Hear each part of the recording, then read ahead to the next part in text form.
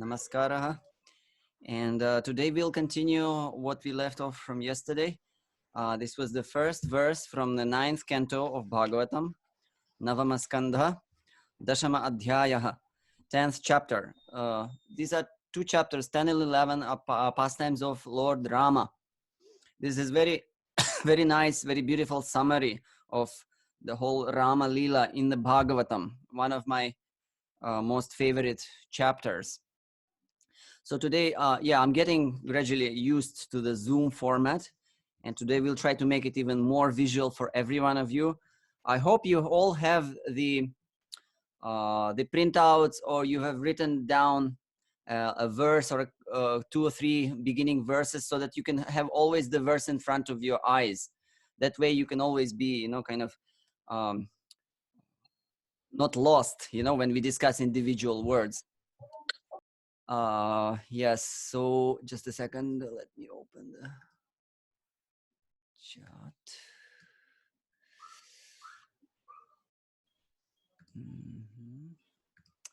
All right, so let me see. Okay, so yesterday, Hare Krishna Manohar Prabhu. So happy to see you always. Okay, let me now bring to you the share screen. So let's just wrap up the first verse. It's a very simple verse. This king was born from that king, and ultimately we come up to Dasharatha. And are you able to see the word for word? Yes. Okay, so here it is. I just prepared for you in advance. So we have this Katvanga Dirgha Bahuscha. So the main verb of the verse, the kriya, you see, every sentence in Sanskrit has to have a center, epicenter, and that is the verb, which connects everything to itself. So which is abhavat, and it is directly mentioned in the end of the verse. Tasmad dasharatho abhavat, and we discussed the sandhi, why it is dasharatho, and why I is omitted in abhavat. So anyway, Dasharatha is the subject of abhavat. So the subject meaning the doer, the agent of the action. So Dasharatha abhavat, was born. Okay, bhu can have that meaning of not just exist and was or is, but also to take birth. Okay, so Dasharatha was born from that, tasmat, and that's the sentence. Tasmat further, points to Aja, which was mentioned before. And Aja, who is also described as Maharaja, the great king, I color all the descriptive words, all the adjectives in a green color. And the doers, the subjects, are blue. So the Aja was, was born from Raghu. And you see, it's there, the abhavat, the same action, it's kind of elliptically implied in all previous sentences. Technically, we have four sentences in this first verse. And even though the verb is not present explicitly, the verb is the same verb, the same kriya or action, abhavat, is implied in the first three sentences. So let's start from beginning. So dirgha bahu and dirgha bahuscha abhavat, we imply it from katvanga. Okay, in other words, unless you read the verse until the last line, you will not understand. If you just have the first line plainly, katvanga dirgha bahuscha, you can say, okay, from katvanga dirgha bahu. But what about that? So you have to keep on reading until you bump into the first verb, first action word, kriya. Then everything falls into places. Okay. So Dasharatha was born from that. Okay, so now I understand. Okay, Dirgha Bahu was born from Katvanga. And just to remind another thing, this Katvangat, the fifth grammatical case for the nouns is used, the number one meaning is the source. Okay, there are other meanings we'll keep mentioning when we come across, but Katvanga, from Katvanga, born, okay, Dirgabahu. And then again another Raghus Tasmat Pritushravah. Raghu, who is described as Pritushravah, whose glory is great, he was again born, again implied, from Tasmat, and Tasmat points to Dirghabahu. And in the same way we go down to Aja. So Aja, the great king, was born from Raghu. Then until we come down to Dasharatha. Okay, at this point I'd like to ask for any questions. If there is anything to ask, please don't. I had one question. Yes, please. Hare Krishna. Yeah, Jagannath Kirtandas speaking.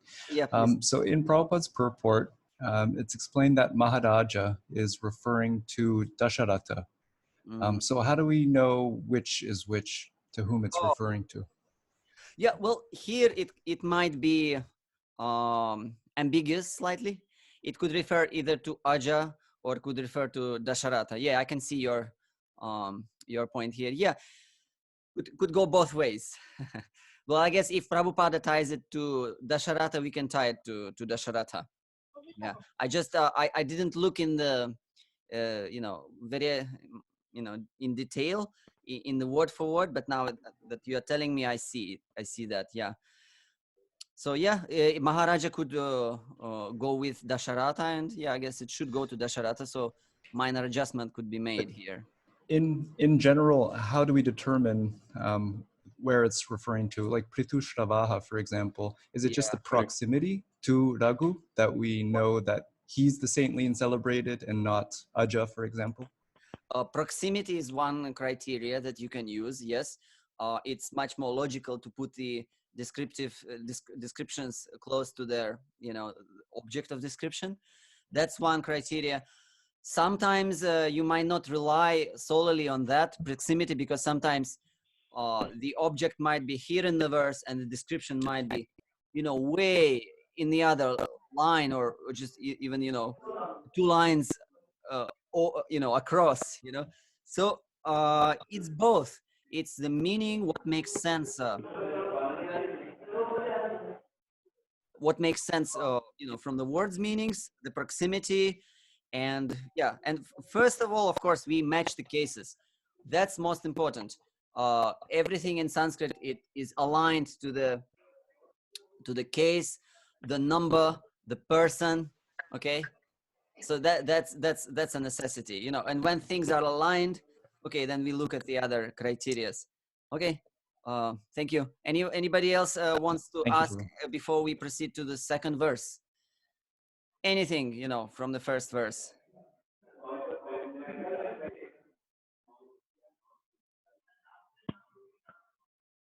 Yeah, if you don't want to ask question, you can mute yourself for time being, because there's some side noise coming. All right, so if everyone is fine, we'll proceed to the second verse. Okay, second verse. Let's chant the Om Namo Bhagavate Vasudevaya. Om Namo Bhagavate Vasudevaya. Om Namo Bhagavate Vasudevaya. Okay, so the verse is Tasyapi Bhagavanesha Sakshat Brahmamayo Harihi Angshangshena Chaturdhagat Putratvang Prarthita Suraihi Rama Lakshmana Bharata Shatrughna iti Sangnaya. Okay, so this is the verse. So let's start doing it word for word. I'm opening. I was not so happy with the whiteboard that Zoom is providing, so I have arranged today for my own whiteboard, and here it is. We'll do the word for word now. I'll just go over it. Okay, so word for word.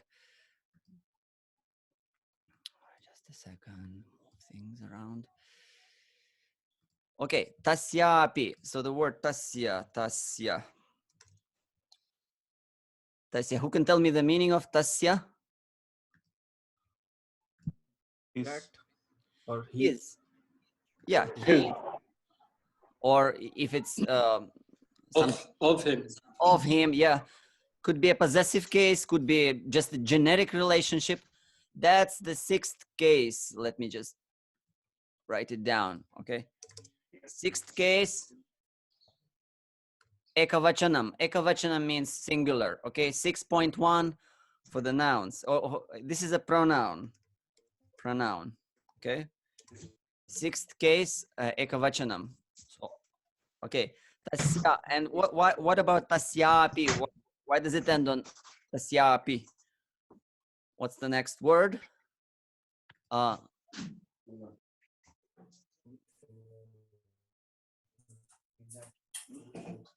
Api.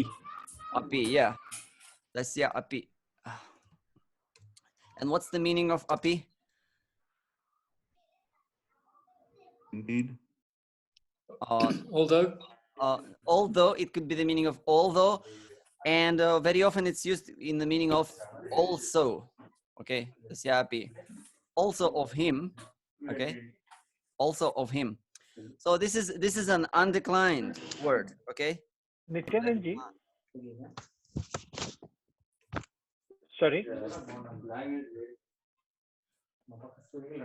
Yeah, please mute yourself if you do not. What is the meaning? What is the meaning you said about tasya? Tasya of him. Yeah, let me write Of it down. him. Okay. Yes, please. Yeah. Of him. Okay, that's the. I'll put quote marks. Okay. Also of him. Okay. Tasya api. Now let me make it more compact. I'm so used to work with Photoshop, so I use it as my whiteboard now.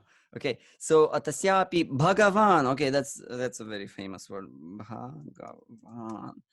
Okay, Bhagavan. So the meaning is, yeah, the Supreme Lord, the Supreme Personality of God, as Prabhupada puts it. So, what is the original form of the word, undeclined? The kind of the root. Bhagavat. Bhagavat. This is Bhagavat. Bhagavat. And this vat is a suffix that is, it's called a tadhita suffix. Yeah. Yeah. Suffix applied to the noun, which changes its meaning. So in other words, this suffix vat here implies the possessor, okay, in full of the bhagas. Bhagas are opulences, okay, the one who possesses the opulences in full. And Vishnu Purana defines, which is Aishwaryasya Samagrasya, okay, all richness, all opulence, and so on. Okay, so the word is Bhagavat, and Bhagavat, it is a raw form. Now it becomes a masculine. You can decline it in feminine. That would be Bhagavati, okay? And if it's neuter, it would stay Bhagavat. And if it is masculine, it stays, it becomes Bhagavan. So masculine. Let me. Guruji, I have a question. Yes. Guruji, what is the difference between vat and mat suffix, like Shri, mat, Bhagavat? Okay, good question. Yeah, same. These are same suffixes. It's just another version of the same suffix. If you have a noun ending in anything else than a, like here we had bhaga, okay? So one who possesses bhagas is bhagavat. You could not say bhagamat. But as you said, the example, Shri mat, okay? That the word is Shri, okay? The possessor of Shri. So it would be wrong to say Shri vat, okay? But it would be right to say Shri mat. So depending on the last vowel of the noun onto which you apply the suffix will change either to vat or mat. Okay, so it's like that. Okay. So, meaning is exactly same? Same, exactly, yeah. Okay, Yeah. Thank you. Yeah. So is it because Shri we are using it for a person, that's why it's Shri Mat? No. The last vowel. If a word ends on a, then you use vat. If the word ends on e, u, or anything else, it's mat.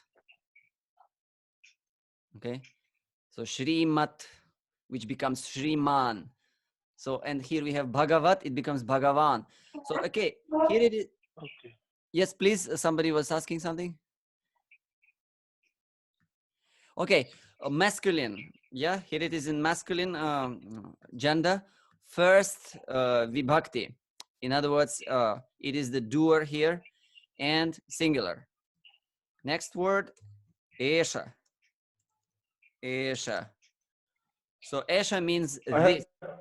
Excuse me, Haribab. Yes, yes. Hare Krishna. Hare Krishna. Yeah, I have got a question that can we say that this vatu pratyaya is possessive pratyaya? So to say, possessive. Can you use that word? Possessive? No, it's kind of Bhagavat, full of, If you are full of opulence, you are called Bhagavan. In other words, you are full of bhagas. If somebody is full of beauty, it's Shriman, kind of yes. Something that's I'm just asking, can we use the term possessive, for that pratyaya? Yeah, maybe. Yeah, I guess so. Yeah.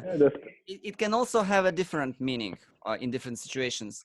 But here it's kind of the possessive. Yeah, one who possesses the bhagas. Okay, esha meaning this, and is it the Haribol? Who is that? Oh, Prashanta Mataji. Yeah, welcome. Nice you join us. So esha, the word is esha, but is the word esha actually here? Is the word esha? Or something is deleted? Esha, it means here. No, esha. This is esha with visarga. Yes, somebody knows that rule. It is actually esha. I hope you're not looking in the Bhagavatam word. No, I'm looking at your sheet. Okay, some of you know Sanskrit. So yeah, esha meaning this, and the meaning, the original pronoun is etat. Okay, etat is the pronoun. Yeah. In masculine, it becomes esha. Again, we see words are aligning here. Bhagavan is in masculine 1-1. Esha, masculine 1. So probably it's Bhagavan Esha. So this Bhagavan. Okay. So masculine 1-1 again. First case singular. Eshaha. Why Visarga goes? Because Eshaha. I'm just starting a new rule here, just for you to know. Esha, Eshaha, and Saha. Okay, another pronoun. If the next word that follows starts with a consonant, the Visarga will be gone. Okay. Live class.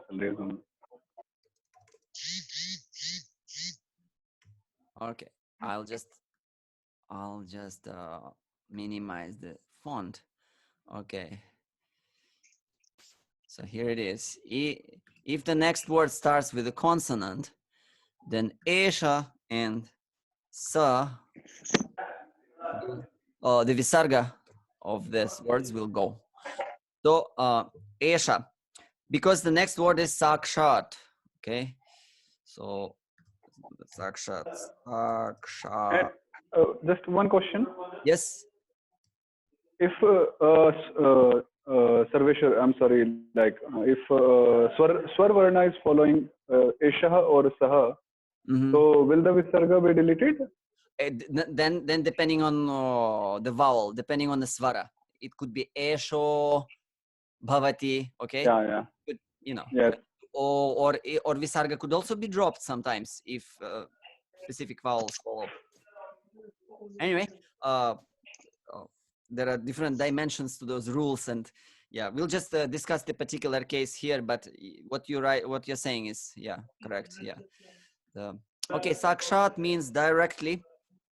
Sakshat. It is an undeclined word. Undeclined word. Brahmamayo. Guruji, one question. Yes. Guruji, in sakshat, when does the ta become the? Oh, okay. Yeah, because in the word it is da. Okay. Yeah. So because the next word starts with a voiced consonant. Okay, so naturally, if the unvoiced consonant of the previous word, if the previous word has the unvoiced consonant in the end, like t, k, or p, then it becomes voiced consonant, or saghosha. So sakshad becomes sakshad because the next is b. Okay, that's the sandhi rule. Okay. Okay, thank you. And brahmamayo or brahmamayo. So it is actually brahma and mayo. Okay, here we have another tadhita suffix. Let me explain to you the different in Sanskrit. You have one word forms from another word, and from that another word, yet another word forms. All this is achieved as a result of the application of different suffixes. And basically Sanskrit grammar is divided into which kind of suffixes you apply. So we have here brahmamayo. This is called tadhita suffix. Tadhita suffix is when we apply a suffix to a noun and a new noun is produced. Okay, we often apply suffixes to verbs. Okay, we make nouns from verbs. Okay, which are called participles. So here we make a noun out of a noun. So how to make a noun out of a noun? You apply a tadhita suffix. So the noun is brahma or spirit. Yeah, we can generically translate it as spirit. And maya, mayo, it is actually here mayaha. Mayo, it becomes by sandhi.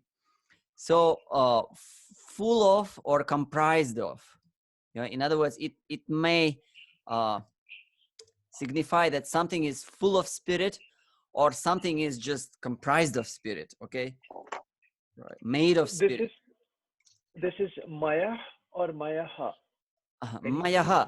The mayaha. Yeah, the suffix is maya, but you see, when we use the words in speech, we have to decline them. We cannot use undeclined raw forms of words. Whatever you see in mantras, in shlokas, in texts, it has all undergone some process of application of certain suffixes, endings. Okay, so the word is brahmamaya, and it is brahmamayaha because it is masculine, one and one. Okay, so something is coming up here. We follow the thread. Okay, Bhagavan is masculine, one and one. Eshaha is masculine, one and one. Then brahmamayaha is again masculine, one and one. Okay, next harihi. Guruji, Yes. Guruji, why does it become mayo? Brahmamaya, sandhi rule. Okay. That's why I sent you some recommendations. I hope you all received it. Right. Yeah. Yes, Guruji, received. Yeah. So these sandhis, whatever we have covered in the class, if you have time during the next day or at night, you can just look up at those particular rules. Yeah. So like brahmamaya becomes brahmamayo. Yeah, because a noun starting with harihi, starting with ha follows. Okay, and it's not about ha; it's about the whole group of consonants that turn mayaha into mayo. Okay, so it's just it will be in the very beginning of any sandhi rule. You can open any grammar guide, you will find it there. So harihi. Now in this case, like you have written in the same way the way you have written mayaha. So why not it's hariha, and why it is hari? Harihi, it is harihi because this is a noun ending in e. The actual word is hari. The actual word is hari, but when it comes to the sentence, to the real life, okay, it can't stay hari. Okay. It has to take on some ending, so it takes the ending of the first case. Okay, we are discussing the doer here. Hari, he will do something in this verse, and okay, we have a whole line formed here. Bhagavan Esha, this Lord who is who is comprised of spirit, Hari. Okay, because all are masculine, or all are first case, first Vishnu Bhakti, singular. Okay, nominative case. Okay, Thank you. yeah. So okay, next, Amshamshena. Amshamshena. Who can break this word? There are actually two words. Anksha and Ankshena. Shena. Yes, Angshansha. And this is one of the easiest sandhis that anybody can master from the day one. Okay, two short A's make one long A, two short E's make one long E, and so on. Okay, Angshangshena. So now, Angsha means okay, the part. Okay, so Angsha Angshena. It is the third. It is again masculine. Okay, here.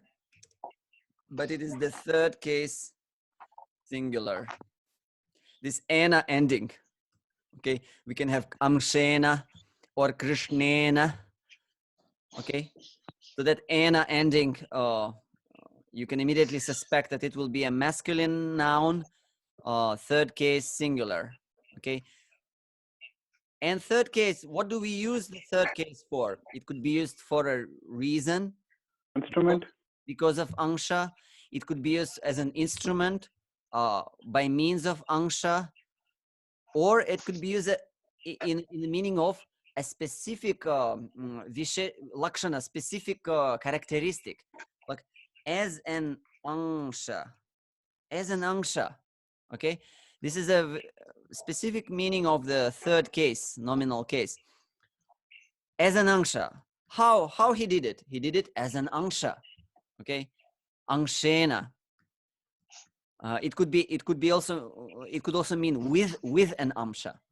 Okay, and often actually, you know, there are different interpretations in different verses which are based on the various meanings of such endings. Okay, so in this particular verse, the meaning will be as an angsha, and not just as an angsha of angsha, because angsha angshena, as an angsha of an angsha.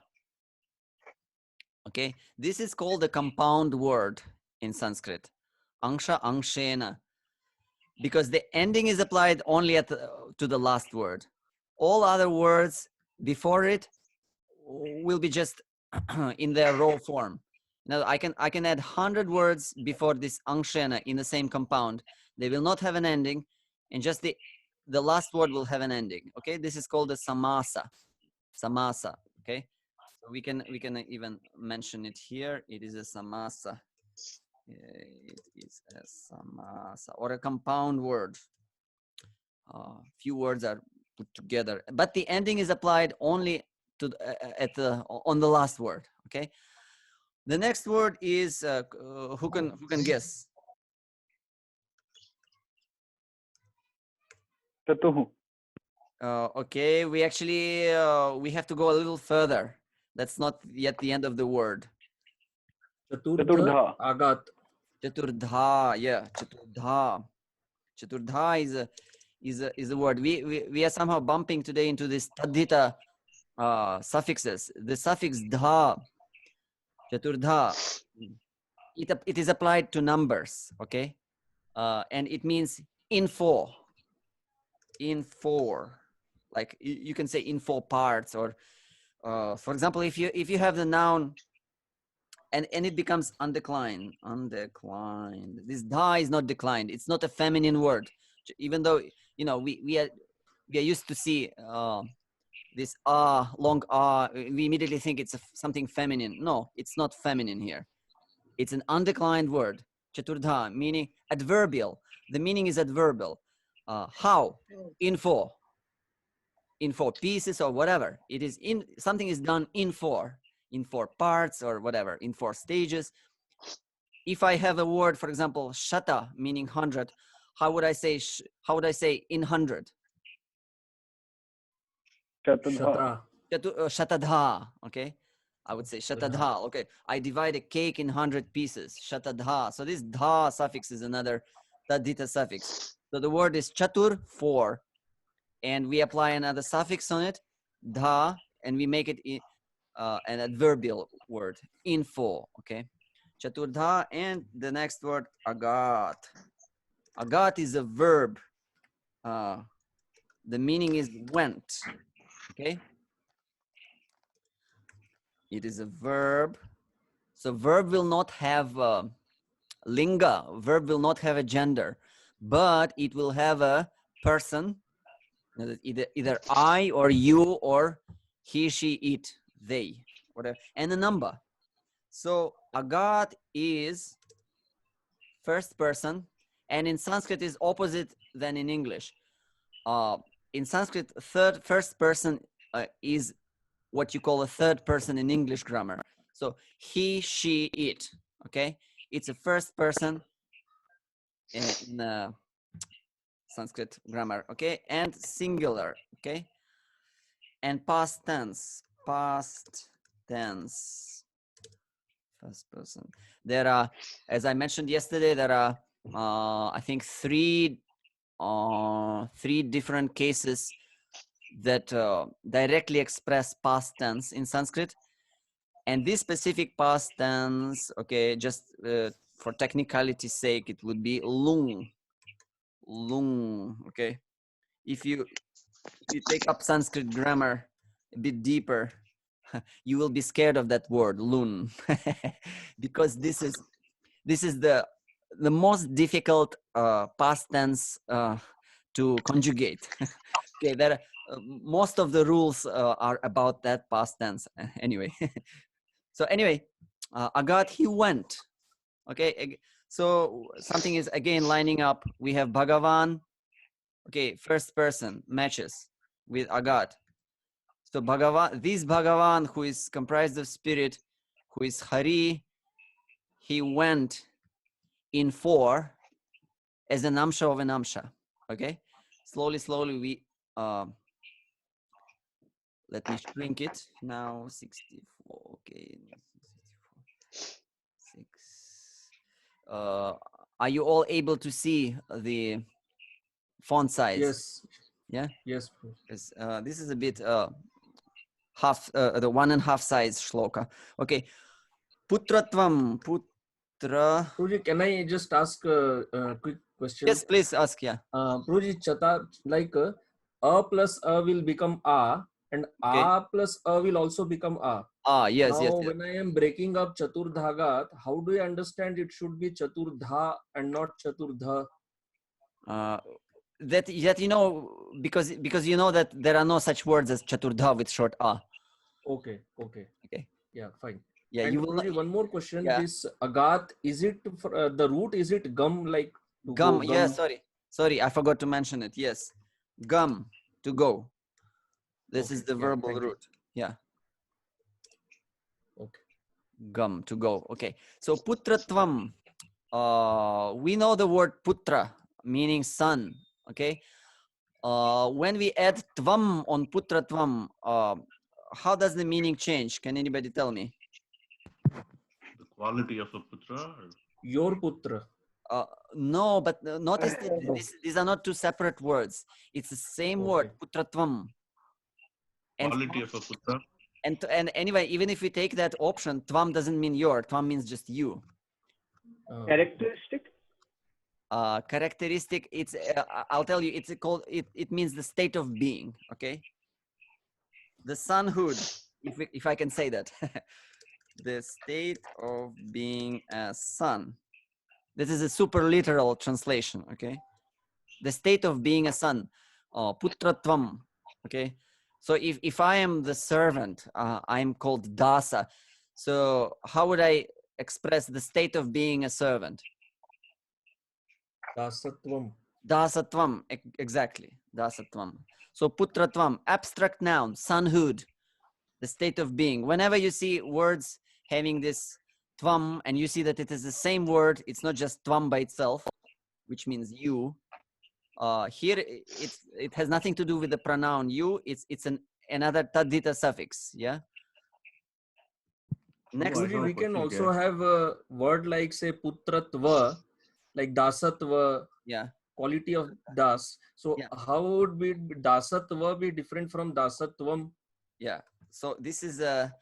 Let me write it down. So this is, we had a noun, and it is a neuter case. Neuter case, because we are discussing state of being.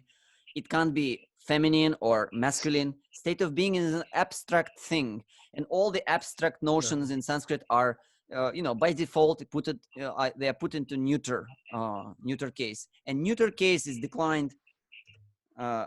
First case singular, you will see that ending. Okay, if it ends on the short a, okay, there are some, if it ends on e, it will not end on that, but the word is putratva and it becomes putratvam, okay, in neuter 1-1.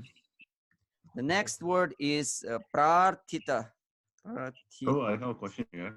Yeah, So the word putratvam, you are saying the state of being is son. So in the morning prayers, it comes that shakshat haritvaena. So okay, that haritvam is the state of being Hari, or its qualities yes, of Hari? state of being Hari. Guru is Okay. has that state of being Lord Hari, sakshat, directly. Guru Brahma, Guru Vishnu, Guru Devo Maheshwaraha. So we don't chant that, but we actually sing the same thing in the Guru Vashtaka. Thank you. Yeah, of course, it's then specified in what kind of sense in the third Can you line of please explain?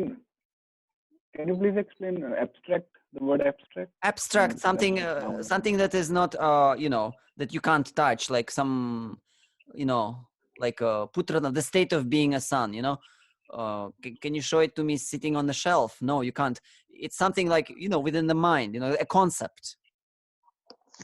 Abstract, something that relates to concepts, okay, that you can't smell, see, touch. It's in our minds, okay, the categories, okay. Any antonym for this word, like to understand it better from Concrete. other angle? Like hari Concrete concrete, yeah, is the antonym. Mhm. Okay. Concrete. No. Okay. So prarthitaha, next word. Okay, it's again, the meaning is prayed for. Prarthitaha. And this is again masculine. It is an adjective, yeah. And adjectives, they agree with nouns in Sanskrit in regards to their gender, their what is that? Yeah, case, grammatical case, and number. So here it is, first case singular. Okay, just like Bhagavan, just like Esha, just like Brahmamayaha, just like Hari. Okay, so here we have Prarthita. So Lord Hari was prayed for. Okay, Prarthitaha. So, Prabhu, how do we say one is adjective and the other is not an adjective? Like Harihi Well, or because Brahma. Prarthitaha doesn't point to, it's not a name of a thing or a person. Yeah, it's a quality, something that is prayed for. And that's what it's adjective. Okay, a So description. could Brahma also be adjective, or Yes, because it it is will an also look. adjective here. Comprise the spirit. It is an adjective. Yeah, adjective. In Sanskrit, we adjective, we call them visheshanas.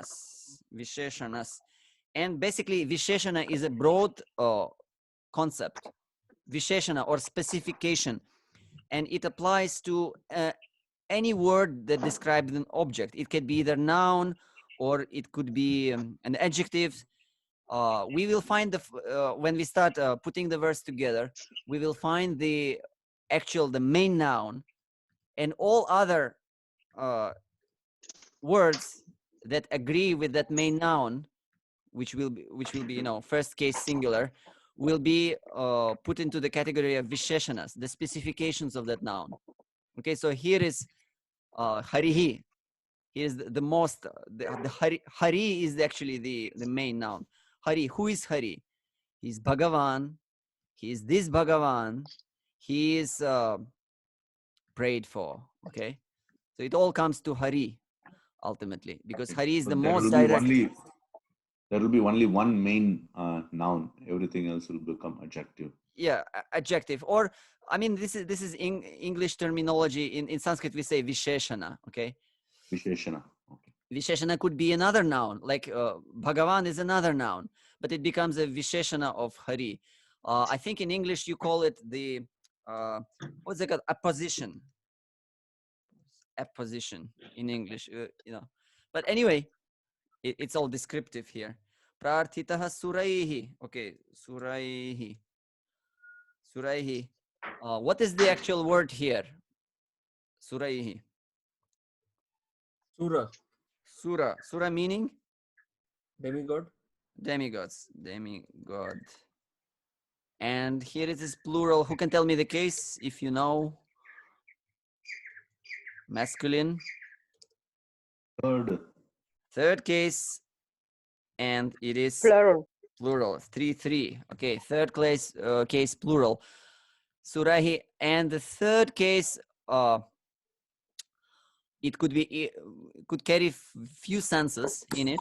It could be with demigods, but most likely here it will be by the demigods. Okay, by the demigods. This is interesting. Okay, so prayed for by the demigods. So what is the sense of this?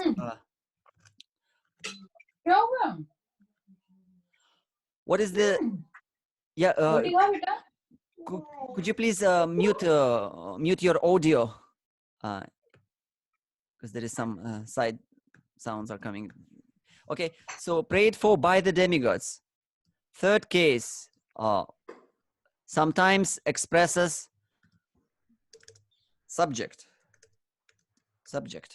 Okay, we are used to the first case expressing subject, the agent, the doer. Okay, but what you see here, prarthita surehi, is a passive construction.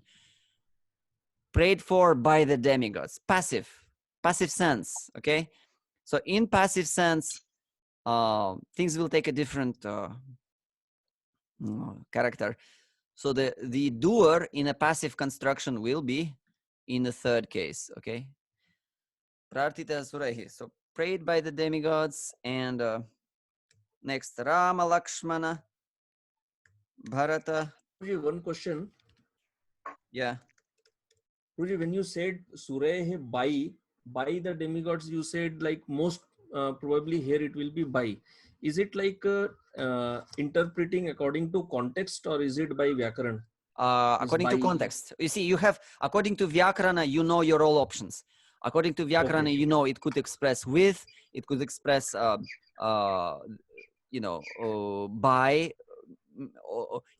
as a doer.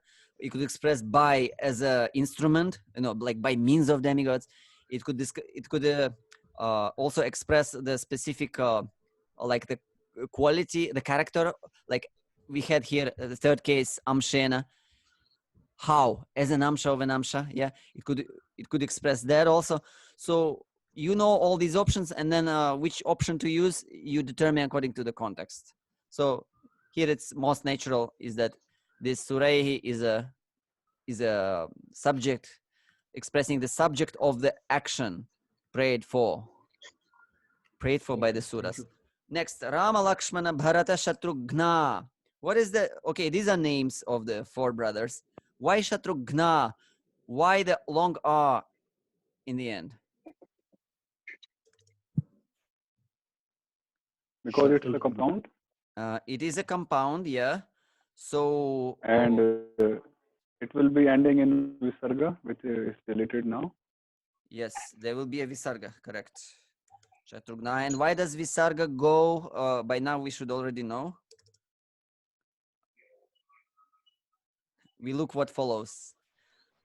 The next is a word starting with a vowel. Okay? Vowel. And yeah, and in this case, very often visarga will go. There are always some loopholes for different specific situations, but anyway, Shatrughna. So it is again, these are all nouns. It's a compound, or let me use the Sanskrit term, samasa. It is a samasa, and it is a in first case plural, bahuvachanam. Okay, Rama, Lakshmana, Bharata, and Shatrugna. We enumerate them, and there are 4 of them, so therefore it can't be singular. Iti, the word iti, we usually translate it as thus. Okay, it's undeclinable, and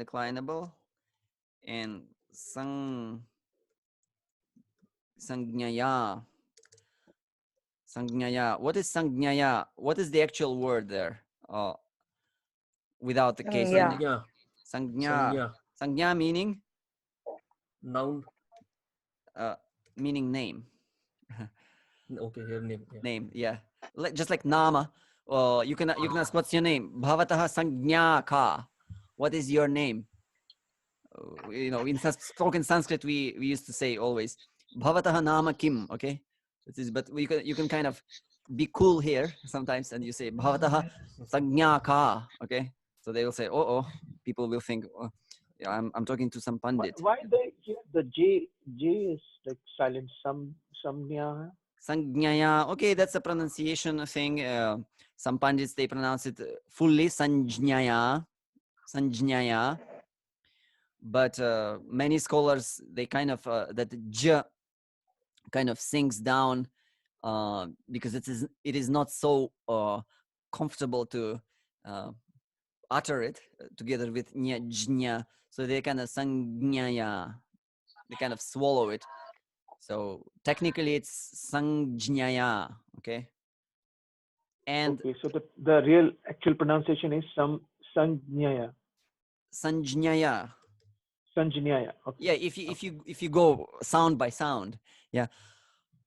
But But it's not wrong if I pronounce sanjnaya. No. Okay. It's just the convention, and many scholars follow it. So yeah. Okay. We'll not hold it against them. So anyway, Sanjnaya by name. Okay. This is what linga do we have here? It's feminine. The word is sangnya. Okay, let me write it. Sangnya. Okay, like Radha.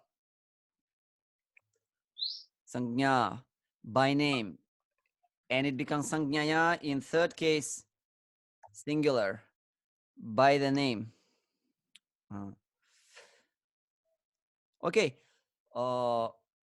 It's interesting because they were supposed to cut us at the end of the 40-minute. He said the host has upgraded. They're extending us today. Anyhow, We saw a dialog box in the middle coming up yesterday's session also. Your account has been upgraded, unlimited minutes. Today also I saw that. I think it's really? due to coronavirus. Yeah. Oh, okay. Fine, then. That's nice. Yeah, we have some extra time. So yeah, although I would still like to keep it kind of stick to the timings, because not everyone has more than 45 minutes. So we went through the verse, and I trust you didn't look in the translations. So let's do it. Let's do it as follows. Let me bring myself back. Just a second. How do I do that? Okay. Stop. Okay. Stop sharing the screen. You want to share the screen in the bottom.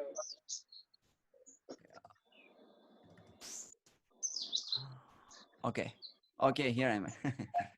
So yeah, if you have the time, let's you know, you can, until tomorrow you can assemble this verse together. We as usual, we first go for the main verb of the verse, and in this verse the main verb is agat, went. Okay, there will be okay, let's see if you will be able to assemble it all together. Tomorrow we will do that in live. It is not so difficult, but there is an interesting kind of idiomatic usage that is there in Sanskrit that you might bump into. And yeah, and if you've seen similar things before, you'll be able to kind of understand what it means.